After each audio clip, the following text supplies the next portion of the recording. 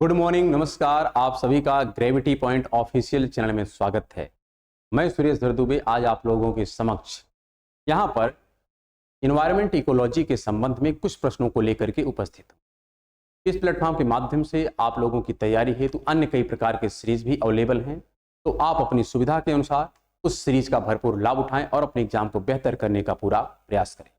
हमें आशा है कि आप लोग स्वस्थ होंगे, मस्त होंगे और अपनी पढ़ाई को संलग्न होंगे। बीच में बहुत से टाइम ऐसे बीत गए कि जहां पर वीडियो नहीं बन पाया, कुछ ऐसे कारण थे कि वीडियो नहीं बन पा रहा था, लेकिन हम आशा करते हैं कि आप लोग चैनल को सब्सक्राइब किए होंगे, लाइक किए होंगे और प्रमोट किए होंगे। और यदि आपने ऐसा नहीं किया है तो चैनल को अवश्य सब्सक्राइब करें, लाइक करें और प्रमोट करें, जिससे प्रत्येक वीडियो का नोटिफिकेशन आप लोगों तक समय समय पर उपलब्ध हो सके। प्रत्येक वीडियो का PDF मटेरियल भी टेलीग्राम चैनल पर उपलब्ध है, आप उसे वहां से डाउनलोड करें, जिसका लिंक नीचे कमेंट बॉक्स में दिया गया है। चलिए हम लोग आज की क्लास प्रारंभ करते हैं। यहाँ पर हम कुछ क्वेश्चन को लेकर के उपस्थित हैं और इसी प्रकार बीच बीच में आपके साथ हम लोग क्वेश्चन पर डिस्कशन करेंगे। यहाँ पर कुछ वीडियो आपको ऑडियो के माध्यम से मिलती है, कुछ वीडियो के माध्यम से मिलती है। जैसे संसाधन उपलब्ध होते हैं उसी प्रकार हम कार्य करने का प्रयास करते हैं और आप लोगों के साथ रहने का अवसर भी अच्छा प्राप्त होता है। यहाँ पर जो क्वेश्चन लिखा गया है इसको ध्यान से देखें और पढ़ें और फिर आंसर दें। क्या लिखा गया यहाँ पर? क्वेश्चन यहाँ पर है, निम्नलिखित में से कौन सा एक ऊर्जा का नवीकरणीय सोर्स है? ऊर्जा के कई प्रकार के सोर्स होते हैं, उसी में एक सोर्स होता है जो परंपरागत होता है, एक होता है गैर परंपरागत होता है। अगर परंपरागत की बात करें तो वहां पर हमारे विशेष तौर पर जो कह सकते हैं जीवाश्म ईंधन होते हैं। जीवाश्म ईंधन में विशेष तौर पर कोयला है, पेट्रोलियम है, गैस है, इन सब की बात आती है। वहीं पर जो हमारे और ट्रेडिशनल ऊर्जा के सोर्स हैं जिसके अंतर्गत नाभिकीय ऊर्जा की बात आती है या फिर हमारे लार्ज हाइड्रो पावर प्रोजेक्ट होते हैं, ये सब आते हैं। अगर हम अनकन्वेंशनल की बात करें जो गैर परंपरागत है, वहां पर विशेष तौर पर जो हमें नवीकरणीय ऊर्जा के सोर्स हैं जिसके अंतर्गत बायोमास है, टाइडल एनर्जी है, सोलर थर्मल है, विंड एनर्जी है, ये सब हमारे गैर परंपरागत ऊर्जा के सोर्स के अंतर्गत आते हैं। तो यहाँ पर जो ऑप्शन लिखा गया है और हमको क्या बताना है यहाँ पर? नवीकरणीय। ठीक, नवीकरणीय की बात करना है। यहाँ पर ऑप्शन क्या है? कोयला। तो कोयला क्या नवीकरणीय है? क्या कोयला तो एक जीवाश्म ईंधन है, तो होगा नहीं। फिर लिख रहा है नाभिकीय। नाभिकीय नवीकरणीय तो नहीं है और जीवाश्म पर भी नहीं है, लेकिन ये परंपरागत है। कैसा है? कन्वेंशनल है, ये भी नहीं होगा। फिर लिख रहा है पेट्रोलियम। पेट्रोलियम एक कन्वेंशनल भी है, साथ में यह जीवाश्म है। कैसा है? फॉसल फ्यूल है, तो ये भी नहीं होगा। फिर लिख रहा है सोलर पावर। तो solar power is correct answer of this question. तो answer is D. Next question हम लोग ध्यान से देखते हैं क्या लिखा गया, इसको भी बहुत ध्यान से पढ़ें और उत्तर दें। क्वेश्चन लिखा गया है, निम्नलिखित में से कौन सा एक जीवाश्म ईंधन नहीं है? यहां पर ऑप्शन क्या लिखा गया? पहला ऑप्शन है कोयला, सेकंड ऑप्शन है पेट्रोलियम, थर्ड ऑप्शन है प्राकृतिक गैस, फोर्थ ऑप्शन है यूरेनियम। तो यहां पर जीवाश्म ईंधन की बात कर रहा है, जीवाश्म ईंधन नहीं है। तो कोयला कैसा है? कोयला तो एक फॉसल फ्यूल ही है ना, जीवाश्म ईंधन ही है, ये तो जीवाश्म ईंधन है। फिर लिख रहा पेट्रोलियम। पेट्रोलियम भी एक फॉसल फ्यूल है, जीवाश्म ईंधन है, ये भी तो हो गया। फिर प्राकृतिक गैस। प्राकृतिक गैस भी एक फॉसल फ्यूल है, जीवाश्म ईंधन है, ये भी आंसर नहीं होगा। यूरेनियम। यूरेनियम कोई फॉसल फ्यूल नहीं है, हाँ कन्वेंशनल परंपरागत ऊर्जा का सोर्स है, ये हो गया इनकरेक्ट अकॉर्डिंग टू क्वेश्चन। तो यहां पर हमारा जो आंसर हो जाएगा ये हो जाएगा डी, यूरेनियम। क्या हो जाएगा? यूरेनियम। तो हम लोग आते हैं अपने नेक्स्ट क्वेश्चन पर। यहां पर जो अगला क्वेश्चन है ये भी काफी अच्छा है। क्या लिखा गया है? जीवाश्मीय ईंधनों में एकमात्र ऊर्जा का चरम सोर्स है। क्या कह रहा है? जीवाश्म जो ईंधन है उस जीवाश्म ईंधन में एकमात्र ऊर्जा का जो चरम स्रोत है वो कौन सा है? ऑप्शन क्या यहां पर? ऑप्शन है पृथ्वी। क्या पृथ्वी से सभी बायोलॉजिकल या कहें लिविंग जो थिंग है उनको ऊर्जा मिलती है? क्या देखो, ऊर्जा को यह संचित करती है, लेकिन ऊर्जा को प्रदान करने का जो दायित्व है ये किसका है? ये प्रश्न यहां से पूछा गया है। तो यहां पर जो आंसर हो जाएगा ये क्या हो जाएगा? पृथ्वी है, सूर्य है, फिर लिख रहा है समुद्र है और चंद्रमा है। तो यहां पर इस पर्टिकुलर केस का जो आंसर हो जाएगा ये क्या हो जाएगा? सूर्य। कौन है? सूर्य है। सूर्य से ही एनर्जी की हमें प्राप्ति होती है। तो करेक्ट आंसर इज बी। हम लोग आते हैं अपने नेक्स्ट क्वेश्चन पर और देखते हैं यहां पर अगला प्रश्न क्या लिखा गया है। अगला प्रश्न भी काफी अच्छा है। क्या लिखा गया है? जीवाश्म ईंधन के बाद भारतवर्ष की ऊर्जा आवश्यकताओं की पूर्ति के लिए दूसरा सबसे महत्वपूर्ण स्रोत क्या है? यहां पर कह रहा है जीवाश्म ईंधन के बाद, ध्यान रखिएगा, फॉसिल फ्यूल की बात कर रहा है, क्योंकि फॉसिल फ्यूल जो है यह हाईएस्ट एनर्जी सप्लाई करता है इन इंडिया, चाहे वो कोयला हो, चाहे पेट्रोलियम हो, चाहे गैस हो। कह रहा है सेकंड, क्या कह रहा है सेकंड सबसे महत्वपूर्ण सोर्स है। क्या लिख रहा है यहाँ पर? जल विद्युत लिख रहा है। फिर क्या लिख रहा है यहाँ पर? वायु ऊर्जा है। क्या है? वायु ऊर्जा है। फिर आगे क्या बात कर रहा है यहाँ पर? परमाणु ऊर्जा है और सौर ऊर्जा है। तो यहाँ पर जो आंसर हो जाएगा ये हो जाएगा जल विद्युत। जो हमारे हाइड्रो पावर प्रोजेक्ट है, हाइड्रो पावर प्रोजेक्ट चाहे लार्ज स्केल के हो चाहे स्मॉल स्केल के हो, ये सब क्या करते हैं? सेकंड हाईएस्ट एनर्जी सप्लाई करते हैं in India. So correct answer यहाँ पर क्या हो जाएगा? ए हो जाएगा। हम लोग आते हैं अपने नेक्स्ट क्वेश्चन पर, और नेक्स्ट क्वेश्चन को भी ध्यानपूर्वक पढ़ते हैं और फिर उत्तर हम लोग देते हैं। क्या लिखा गया है? हम आशा करते हैं कि आप लोग भी उत्तर देंगे जरूर, टाइम भी मिल रहा है तो आप लोग उत्तर दीजिए, और प्रयास करेंगे कि यहाँ पर कुछ वीडियो के माध्यम से ही आप लोगों को क्लास दिया जाए। क्या यहाँ पर है क्वेश्चन? सबके लिए सतत ऊर्जा का दशक पहल है, यह इनिशिएटिव किसके द्वारा लिया गया है? क्या यहाँ पर है? पहला है संयुक्त राष्ट्र संघ के द्वारा, सेकंड ऑप्शन यहाँ पर है भारत के द्वारा यह इनिशिएटिव लिया गया है, थर्ड ऑप्शन है जर्मनी के द्वारा लिया गया है, और फोर्थ ऑप्शन है विश्व बैंक के द्वारा। तो जो सतत ऊर्जा का दशक है यह सस्टेनेबल डेवलपमेंट गोल से ओतप्रोत है, और सस्टेनेबल डेवलपमेंट गोल जो एक इनिशिएटिव है यह किसका है? संयुक्त राष्ट्र संघ का इनिशिएटिव है। यदि संयुक्त राष्ट्र संघ का ही ये इनिशिएटिव है सस्टेनेबल डेवलपमेंट गोल, जिसका टाइम फ्रेम 1 जनवरी 2016 से लेकर के 31 दिसंबर 2030 तक है, उसी के तहत इसका भी इनिशिएटिव लिया गया है। तो यह इनिशिएटिव किसका होगा? संयुक्त राष्ट्र संघ का होगा। किसका होगा? संयुक्त राष्ट्र संघ का होगा। तो करेक्ट आंसर इज ए। हम लोग आते हैं अपने अगले प्रश्न पर, और अगला प्रश्न भी ध्यानपूर्वक पढ़ते हैं। क्या लिखा गया यहां पर? क्वेश्चन है ऊर्जा संकट से क्या तात्पर्य है? Energy crisis. ऑप्शन क्या लिखा है? जल विद्युत की कमी। जल विद्युत की कमी क्या एनर्जी क्राइसिस को वेल डिफाइन करता है? अगर नहीं तो सेकंड ऑप्शन पढ़ते हैं। क्या लिखा है? कुपोषण के कारण शरीर में ऊर्जा का ह्रास। देखो यहां पर ऊर्जा का तात्पर्य यह है कि जिससे हमारी सभी आर्थिक गतिविधियां चलती हैं, ये उसकी बात कर रहा है। हमारी बॉडी की बात नहीं कर रहा, हमारी शरीर जिस ऊर्जा से चल रही है उसकी बात नहीं कर रहा है। तो बहुत से बच्चे ये भी सोच सकते हैं कि शरीर की ऊर्जा की बात कर रहा है, कि शरीर में ऊर्जा नहीं मिलेगी तो कुपोषण होगा। ये बातें तो ठीक है, कोई दिक्कत की बात नहीं है, लेकिन यहाँ पर प्रश्न जो है यह प्रश्न हमारे देश की अर्थव्यवस्था के संबंध में है। ये तो एकदम नहीं होगा, ये तो पूरा पूरा गलत हो गया। फिर लिख रहा है तापीय ऊर्जा की कमी। जो हमारे थर्मल पावर हैं, अगर इससे एनर्जी कम जनरेट होगी तो यह भी एक ऊर्जा क्राइसिस का ही विषय वस्तु है। ठीक है, ये भी है। यहां पर लिख रहा है कोयला तथा पेट्रोल जैसे जीवाश्म ईंधन के समाप्त होने का खतरा। देखिए ऐसा एनर्जी रिसोर्स जो कालक्रम में समाप्त हो जाए, तो जब समाप्त हो जाएगा तो हमको ऊर्जा संकट का सामना करना पड़ेगा, ना कि जल विद्युत। जल विद्युत क्या खत्म हो जाएगा क्या? समय के साथ ये जल विद्युत नहीं समाप्त होगा। हाँ, उसमें कुछ कमी आएगी, लेकिन कम थोड़े ना होगा, खत्म थोड़े ना होगा, ये चलता रहेगा। और जो हमारे तापीय ऊर्जा है ये स्वाभाविक सी बात है कुछ समय पश्चात खत्म हो जाएंगे। लेकिन थर्मल पावर जो है ये कई टाइप के होते हैं, लेकिन जो लास्ट कह रहा है कि जब जीवाश्म ईंधन ही हमारे समाप्त हो जाएंगे, जैसे कोयला, पेट्रोलियम, डीजल, तो हमारा ऊर्जा संकट उत्पन्न हो जाएगा। इस कंडीशन में आंसर जो हो जाएगा ये हो जाएगा डी। क्या हो जाएगा? डी। सही ये भी है, सही पहला भी है।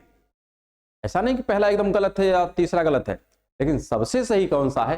डी वाला। इसलिए हमारा आंसर क्या हो जाएगा? डी हो जाएगा। और अब हम आते हैं अपने अगले प्रश्न पर, और अगला प्रश्न भी ध्यानपूर्वक पढ़ करके हम लोग आंसर देंगे। क्या लिखा गया प्रश्न? यहां पर प्रश्न है भारत में धारणीय विकास के दृष्टिकोण से विद्युत उत्पाद का सबसे अच्छा स्रोत कौन सा है?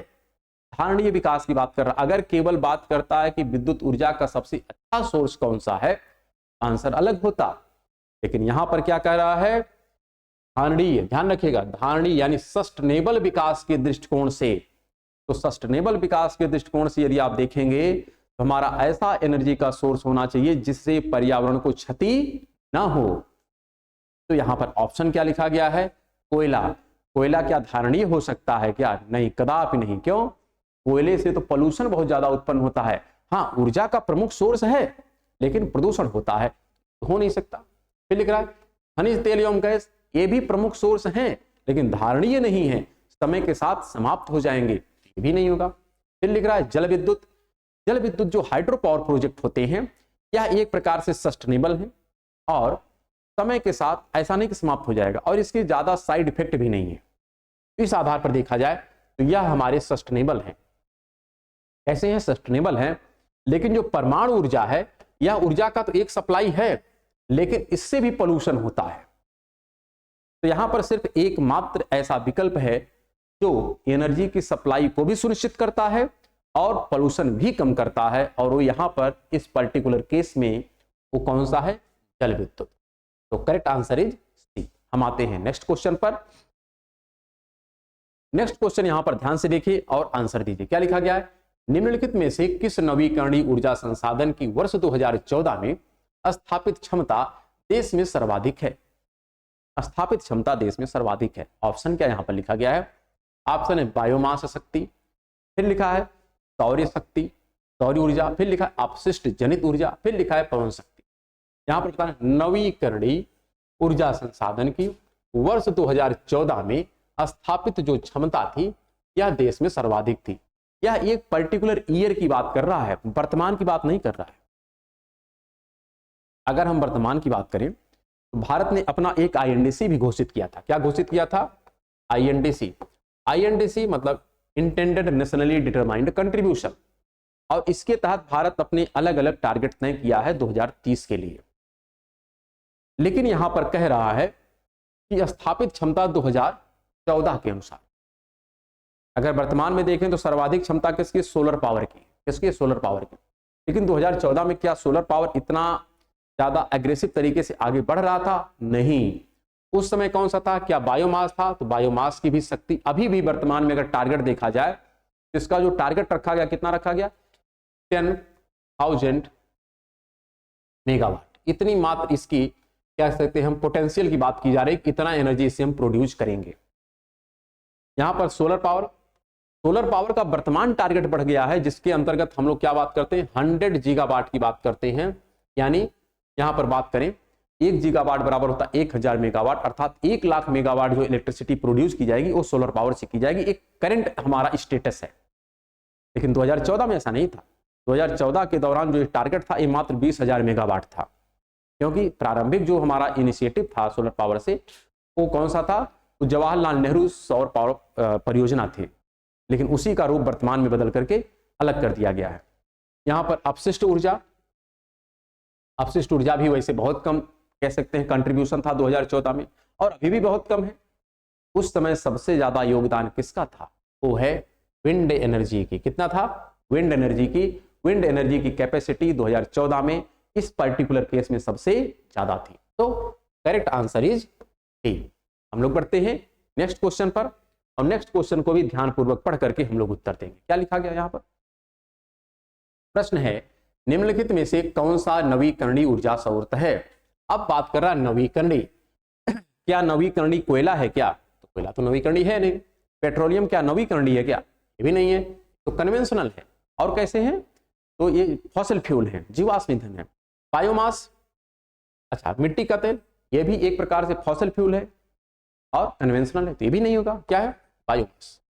जो बायोमास है यह एक प्रकार से हमारे नवीकरणीय है, रिन्यूएबल एनर्जी सोर्स है करंट में।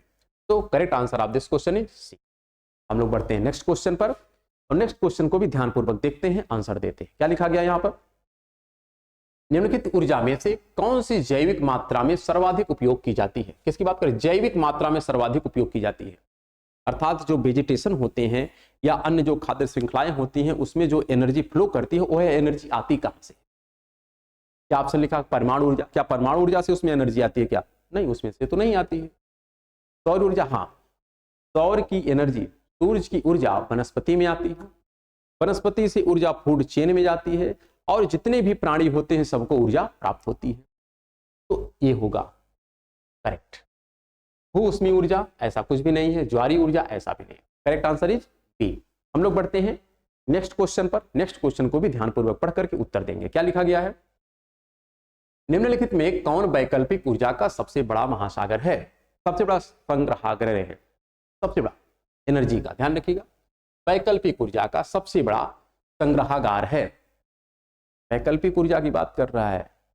ऑप्शन क्या यहां पर? यहाँ पर ऑप्शन जो लिखा गया है ये है सौर ऊर्जा, फिर लिखा गया है ज्वारीय ऊर्जा, फिर यहाँ पर लिखा गया है परमाणु ऊर्जा और भू ऊष्मीय ऊर्जा।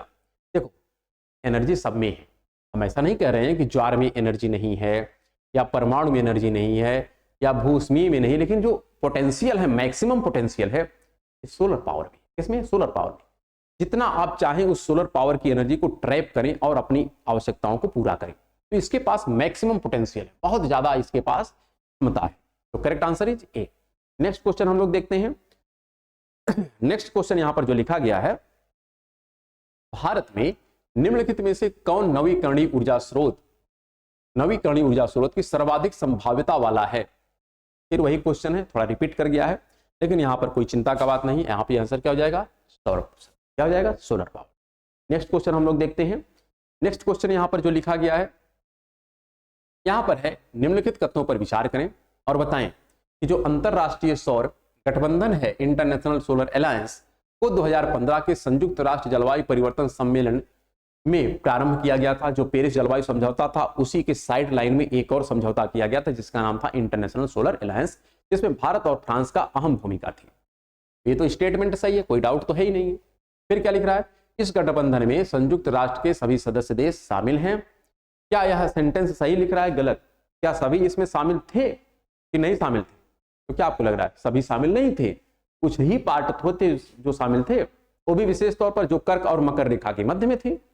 प्रारंभिक बहुत कम लोग थे, इसलिए हम कह सकते हैं यहां पर ए वाला गलत है, सही केवल पहला है। तो करेक्ट आंसर इज ए। हम लोग बढ़ते हैं अपने नेक्स्ट क्वेश्चन पर, और नेक्स्ट क्वेश्चन को भी ध्यानपूर्वक पढ़ करके हम लोग उत्तर देंगे। क्या लिखा गया यहां पर? कभी कभी समाचारों में दिखाई पड़ने वाले घरेलू अंश आवश्यकता अर्थात डोमेस्टिक कंटेंट रिक्वायरमेंट पद का संबंध किससे है? हमारे देश में सौर शक्ति उत्पादन का विकास करने से, हमारे देश में विदेशी टीवी चैनलों को अनुज्ञप्ति प्रदान करने से, फिर हमारे देश के खाद्यान्न उत्पादों को अन्य देशों को निर्यात करने से है, विदेशी शिक्षा संस्थाओं को हमारे देश में अपने परिसर स्थापित करने की अनुमति देने से। क्या लगता है यहां पर जो करेक्ट होगा क्या हो जाएगा? यहां पर करेक्ट हो जाएगा हमारे देश में सौर शक्ति उत्पादन का विकास करने से।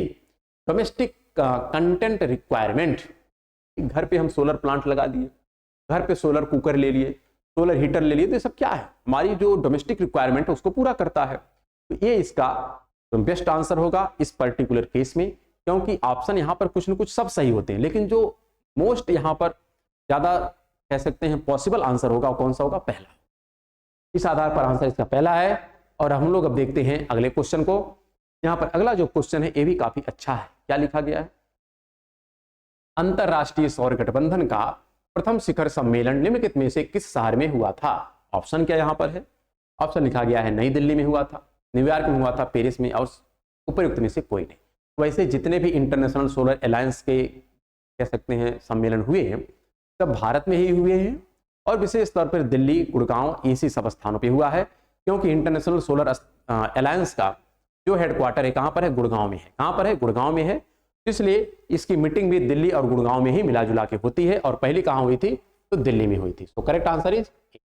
हम लोग आते हैं नेक्स्ट क्वेश्चन पर, और नेक्स्ट क्वेश्चन को ध्यान से देखते हैं और आंसर देते हैं। क्या लिखा गया है? क्वेश्चन है अंतरराष्ट्रीय सौर गठबंधन ISA इंटरनेशनल सोलर अलायंस ने हाल ही में एशिया और प्रशांत क्षेत्र में सौर ऊर्जा परियोजना को बढ़ावा देने के लिए किस अंतरराष्ट्रीय संगठन के साथ समझौते पर हस्ताक्षर किए हैं? ऑप्शन क्या यहाँ पर है? एशियाई बुनियादी ढांचा निवेश बैंक, फिर लिखा है यहाँ पर नया विकास बैंक, फिर है अफ्रीका विकास बैंक और एशियाई विकास बैंक। तो यहाँ पर इस पर्टिकुलर केस में जो करेक्ट आंसर है ए है डी। वैसे हमने इस पर्टिकुलर केस में बहुत व्यापक चर्चा इन्वायरमेंट इकोलॉजी के सीरीज में किया है, तो हम आशा करते हैं कि आप प्रीवियस एपिसोडों को जो अन्य सेगमेंट के संबंध में है उसको भी आप ध्यानपूर्वक देख रहे होंगे, और ज्यादा नहीं तो हम इतना कहेंगे आप इन्वायरमेंट इकोलॉजी की सीरीज को अवश्य देखें, क्योंकि वहां पर इतना ज्यादा हमने डिटेल में डिस्कशन किया है कि आपका इन्वायरमेंट को लेकर के कभी कोई संदेह रहेगा ही नहीं। यहां पर इस पर्टिकुलर केस का जो आंसर होगा ये हो जाएगा डी। हम लोग बढ़ते हैं अपने अगले प्रश्न पर, और नेक्स्ट क्वेश्चन जो यहां पर लिखा गया है क्या है? निम्नलिखित वक्तव्यों पर ध्यान दीजिए। भारत में संप्रति उपलब्ध प्रौद्योगिकी स्तर को देखते हुए सौर ऊर्जा का सुविधा से उपयोग किया जा सकता है। आवासीय भवनों को गर्म पानी की पूर्ति करने के लिए। सही है कि नहीं? सही है, कोई दिक्कत तो है नहीं। फिर क्या लिख रहा है यहाँ पर? लघु सिंचाई परियोजनाओं हेतु जल की पूर्ति करने के लिए भी सही है। फिर सड़क प्रकाश व्यवस्था के लिए भी सही है। फिर है कुछ गांव और छोटे नगरों के समूहों में बिजली व्यवस्था उपलब्ध कराने के लिए। तो सब जगह ये क्या है? प्रासंगिक है। हम लोग इसके माध्यम से क्या कर सकते हैं? भारत को संप्रभु बना सकते हैं। भारत में संप्रति उपलब्ध प्रौद्योगिकी स्तर को देखते हुए सौर ऊर्जा क्या है? इन सब कार्यों को सुचारू रूप से करती है। तो यहाँ पर करेक्ट आंसर हो जाएगा 1, 2, 3 एंड 4। यहाँ पर सभी सही है। हम लोग आते हैं नेक्स्ट क्वेश्चन पर, और नेक्स्ट क्वेश्चन भी हम लोग देखते हैं। देखो, ज्ञान होना एक अलग विषय वस्तु है, उस ज्ञान का हम लोग प्रदर्शन कर ले जाएं एग्जाम हॉल में, ये ज्यादा महत्वपूर्ण है। ज्ञान कम हो चलेगा, लेकिन अगर उसका हम इंप्लीमेंटेशन ना कर पाए तो फिर बातें थोड़ी यहाँ पर सही नहीं है। इसलिए हम लोग प्रैक्टिस करते हैं। यहाँ पर क्वेश्चन है, विश्व का प्रथम पूर्ण रूप से सौर ऊर्जा से संचालित जो अंतरराष्ट्रीय हवाई पत्तन है, ध्यान रखिएगा, विश्व का बात कर रहा है, इंडिया के नहीं, पूरे विश्व की बात कर रहा है। कौन सा है? ऑप्शन यहाँ पर है बंगलुरु है, कोच्चि है, अहमदाबाद है और कोझिकोड है। यह बहुत पहले का प्रश्न है, लेकिन फिर भी यह है कोच्चि है। कौन है? Kochi. Correct answer is B. हम लोग बढ़ते हैं नेक्स्ट क्वेश्चन पर, इसको भी ध्यान से देखते हैं और उत्तर देते हैं। क्या लिखा गया है? 100% सौर संचालित स्वास्थ्य केंद्र वाला कौन सा जिला भारत का पहला जिला बन गया है? ऑप्शन क्या यहाँ पर है? कोलकाता, चेन्नई, बंगलुरु और सूरत। यहाँ पर आपको देखना है 100% ऊर्जा संचालित जो यहाँ पर है वो है सूरत। कौन है? सूरत है। करेक्ट आंसर इज क्या हो जाएगा? डी हो जाएगा। और ये जो क्वेश्चन है ये सब कैसे हैं? तो कह सकते हैं समसामयिकीय प्रश्न है, करंट पर आधारित हैं, और हर साल कुछ न कुछ करंट अपडेट होता रहता है, और करंट को ध्यानपूर्वक आपको याद करना है। ऐसा नहीं केवल ज्योग्राफी पढ़ रहे हैं तो बाकी चीजें भूल जाएं। ज्योग्राफी के साथ साथ समसामयिकी को पढ़ना है, तब जाके प्रश्न आपके बेहतर ढंग से सही होंगे। इसलिए आपको करंट लगातार पढ़ना है। यहाँ पर इस केस में आंसर जो हो जाएगा ये हो जाएगा सूरत। हम लोग बढ़ते हैं अपने नेक्स्ट क्वेश्चन पर और देखते हैं क्या लिखा गया है। 100% सौर ऊर्जा पर चलने वाला भारतवर्ष का पहला केंद्र शासित प्रदेश है। कौन सा है? यहाँ पर अंडमान निकोबार, चंडीगढ़, दमन दीव और पुदुचेरी। तो यहाँ पर आंसर जो हो जाएगा ये हो जाएगा दमन दीव। कौन है? दमन दीव। दमन दीव ही राष्ट्र का ऐसा कह सकते हैं पहला राज्य है जो कैसा है 100% सौर ऊर्जा पर चलने वाला स्टेट बना है। तो हम लोग बढ़ते हैं अपने अगले प्रश्न पर, और अगला प्रश्न देखते हैं, और यह हमारे आज के एपिसोड का लास्ट प्रश्न है। क्या है? यहाँ पर लिखा गया है, निम्नलिखित स्मार्ट शहरों में से कौन सा दिन में 100% नवीकरणीय ऊर्जा पर चलने वाला भारत का पहला शहर बना है? तो ये भी आपको कौन मिलेगा? वही दमन दीव मिलेगा। कौन मिलेगा? दमन दीव मिलेगा। तो इसका आंसर हो गया डी। और इसी के साथ आज के एपिसोड को हम लोग यहीं पर विराम देते हैं, और हम लोग मिलेंगे अब फिर से नेक्स्ट एपिसोड में। तब तक के लिए नमस्कार, धन्यवाद।